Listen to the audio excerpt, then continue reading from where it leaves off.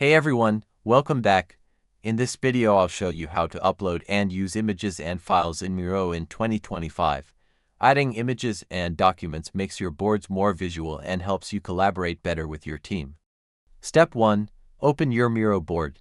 On the left toolbar, click the Upload button. Step 2. Choose whether you want to upload from your device, Google Drive, or other connected storage options. Step 3. After uploading, your image or file will appear on the board. You can drag it to the right place, resize it, and rotate it to fit your layout. Step 4. Double-click an image to add comments or connect it with shapes, arrows, or sticky notes. This is useful for brainstorming or feedback. Step 5. If you upload files like PDFs, you and your team can preview them directly inside the board without needing to download. Step 6. Group images and files with other elements to keep your board organized. And that's it. That's how you upload and use images and files in Miro in 2025. Don't forget to like and subscribe, and I'll see you in the next one.